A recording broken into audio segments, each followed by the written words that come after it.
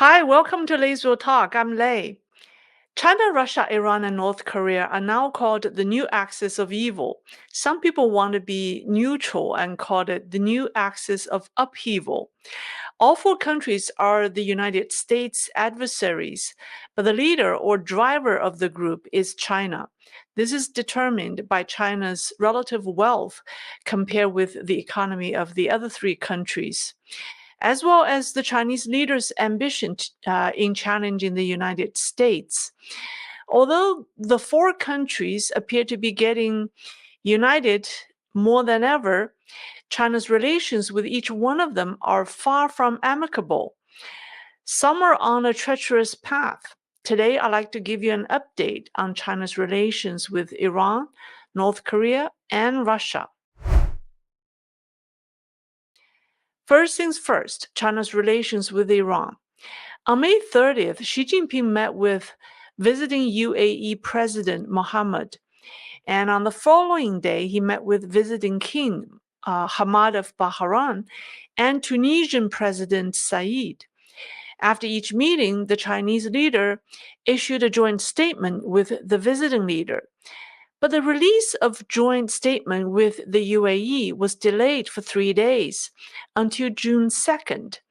Not surprisingly, on the same day, the Iranian Ministry of Foreign Affairs summoned the Chinese ambassador to Tehran to protest the Chinese government's support of UAE in claiming sovereignty over the three islands of Greater and Lesser Thumb and Abu Musa in the Persian Gulf.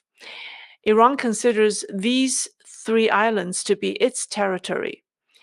Iran's protest is a repeat of a similar episode from December 2022 when Xi Jinping visited the Middle East for the first China-Arab States Summit.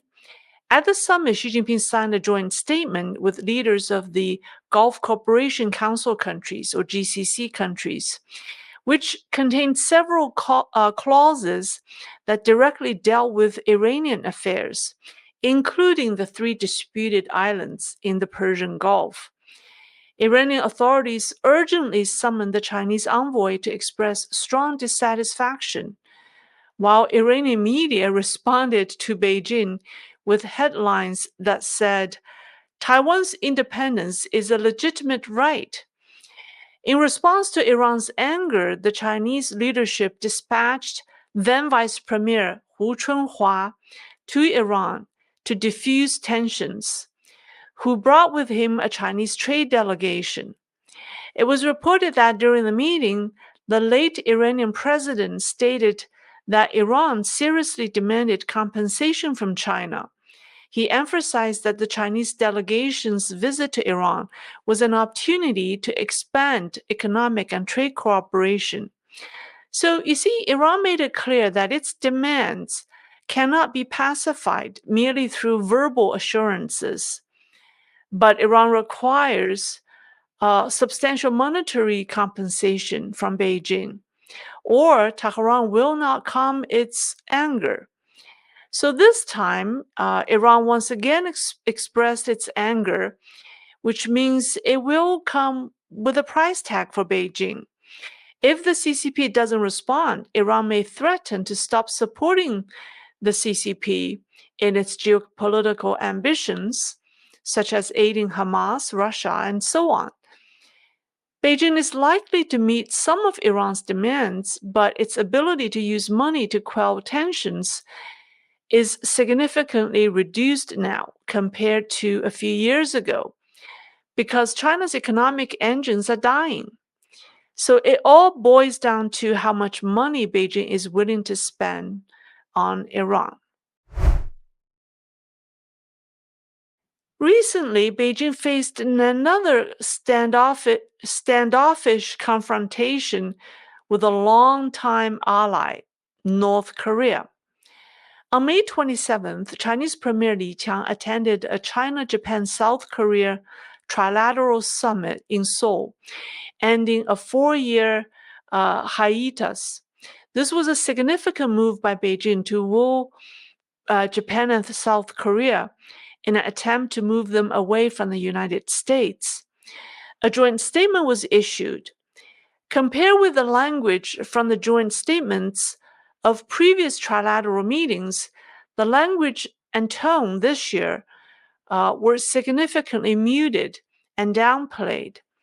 So at the 7th China-Japan-South Korea trilateral meeting in 2018, the joint statement said, quote, "We are committed to the complete denuclearization of the peninsula, reaffirming that maintaining peace and stability in the peninsula and Northeast Asia is our common interest and responsibility."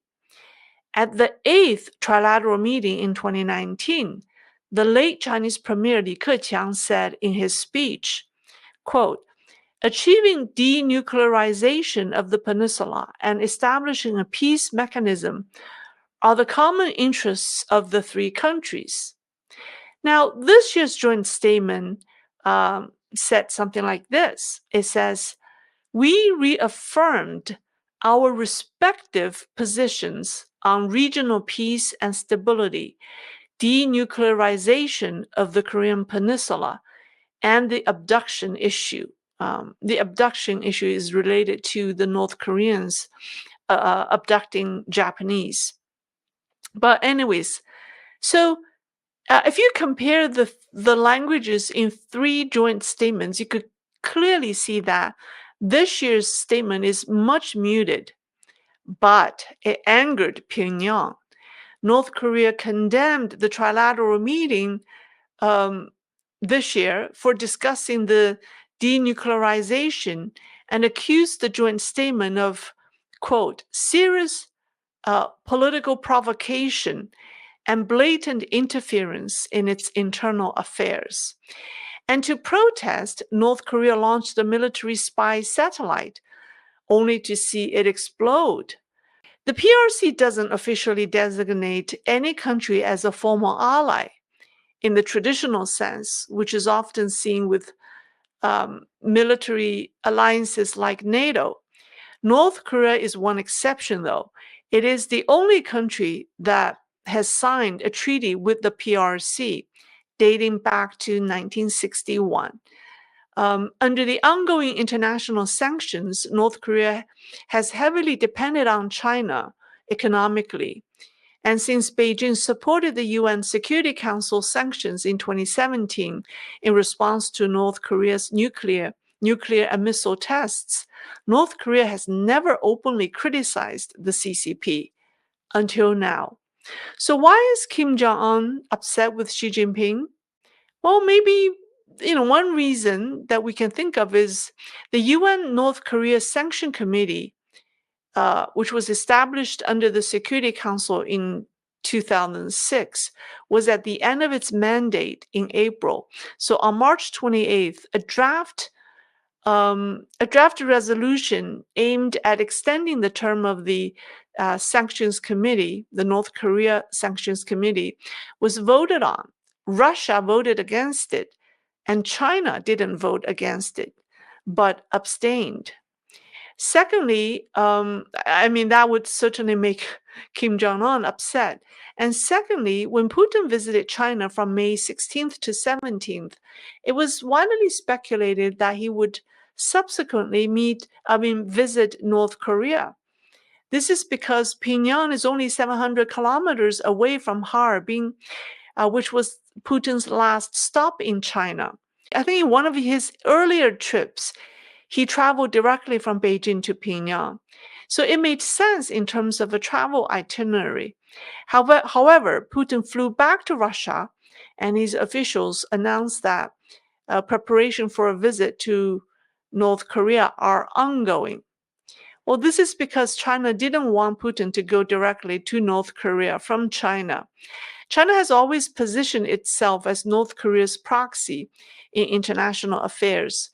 Going to North Korea directly from China will put North Korea equal to China, right? Moreover, Beijing wants to reduce Western concerns about the China-Russia-North Korea axis. So China's controlling mentality over North Korea certainly doesn't make Kim Jong-un very happy. And also, another reason is in an impossible, shall we say, for a lack of a better term, a love triangle, Kim Jong-un and Vladimir Putin are getting cozier with each other, and this makes Xi Jinping increasingly uneasy. The Chinese leader feels like he's losing control over his little North Korean brother. In September 2023, Kim arrived in Russia's Far East by private train to meet Putin. And according to people familiar with the matter, Russia and North Korea have they kept the content of the discussions between Putin and Kim from Beijing, leading Chinese diplomats to inquire with their Western counterparts about the agreements reached between Russia and North Korea. Okay, so now let's talk about China-Russia relations.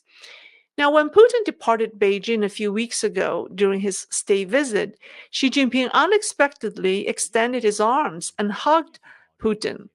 His gesture created much speculation about the relationship between the two. Some say the Chinese leader's rare display of affection was a makeup move to make Putin feel less disappointed because he didn't quite get what he wanted, and that their relations are far from amicable, to say the least. Before Putin's visit to Beijing, Xi Jinping took a 5-day trip to Europe, and his first stop was France. On May 6, the first day he arrived in France, the Russian Defense Ministry announced tactical nuclear weapon drills. This announcement was timed on the day Xi Jinping was received by French President Emmanuel Macron in Paris. This announcement is tantamount to giving Xi Jinping a slap in the face, as the West often gives Xi credit for convincing Putin not to use nuclear weapons.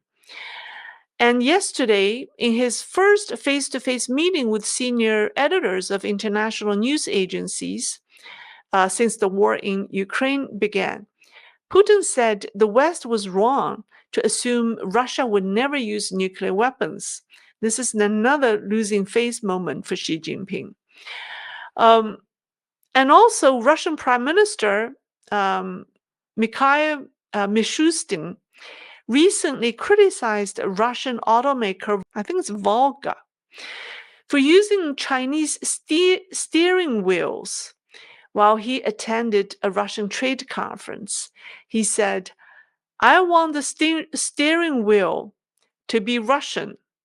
By the way, Chinese cars don't enjoy a good reputation in Russia. In 2023, Chinese cars in Russia needed service 35% more often. I mean, one of the Financial Times report gave us the reason why Putin is upset with Xi Jinping. And the reason is the Chinese is too greedy. The Financial Times reported that the negotiations of the Siberia 2 gas pipeline have stalled because the Chinese have made unreasonable price demands, according to the Russians. According to the report, China demanded a price almost equivalent to Russia's heavily subsidized domestic gas price. And the Chinese commitment to purchasing Russia's natural gas is only a small percentage of the pipeline's annual gas volume. The Chinese are not serious about this project at all, despite the effort to negotiate. The reasons are very obvious. Number one, the Siberia 1 pipeline may not have reached its full capacity yet. Number two, China doesn't want to become overly dependent on a single source for natural gas. China has signed significant natural gas agreements with Turkmenistan and Qatar. And the third reason is 950 kilometers of the Siberia 2 pipeline will pass through Mongolia. And China sees this as a potential security risk, as Mongolia has recently developed strong ties with the U.S. and Japan. And the fourth reason is that China may not have the money to build the infrastructure now.